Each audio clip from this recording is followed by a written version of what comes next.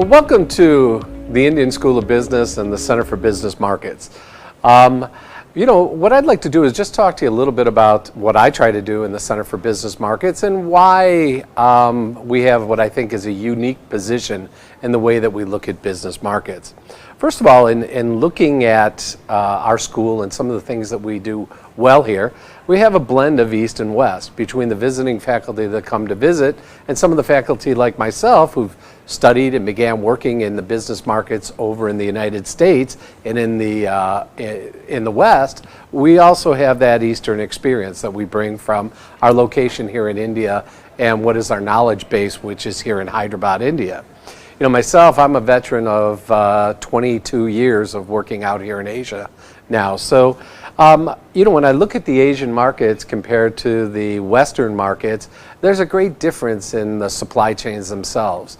The concentration is different, the funding is different, the types of organizations that you see, the makeup of family businesses versus publicly traded businesses. So there's a lot of differences in the types of organizations that are involved.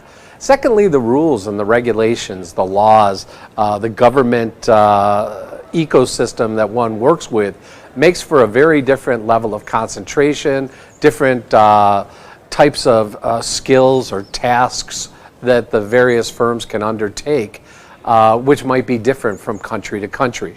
So, as one starts to think about doing business out here in Asia and they start to think about how are they going to get the products and how are they going to get the services to be able to make their final output, in these kinds of environments, the ability to be able to take away uncertainty, the ability to be able to insulate your core manufacturing and assembly capability is something that firms just have to deal with out here. So the complexity that we see here in Asia is a great deal different than what I grew up with in the United States or North America. Similarly, the digital revolution is coming to this part of the world, and it's coming in a very, very quick way.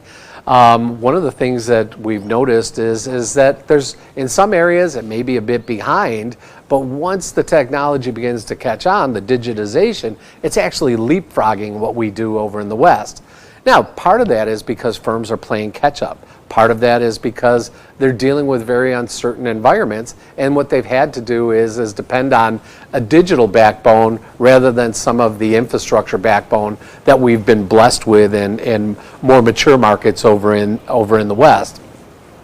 As I go around this region, and just as an example, when I was up in Myanmar, I was talking with one of the retail firms in Myanmar, and of course, now that's not a business-to-business market so much, but very often they're accepting products from other businesses into their retail warehouses and what have you.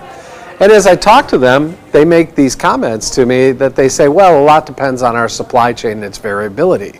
And I say, well, what does that mean, variability of your supply chain? And they said, well, it depends on how long the truck takes to get from the Thai border to Yangon. And I said, okay, so give me an idea of how much the variation is. They said, look, if the weather is good, the trucks can get from the Thai border to Yangon in one day. If the trucks are not, if the weather is not good, that can take as much as 6 days. So we deal with some very different complexities out here. We deal in a very different environment. So come on out. See us here at the Indian School of Business and experience what we have to talk about in the Center for Business Markets.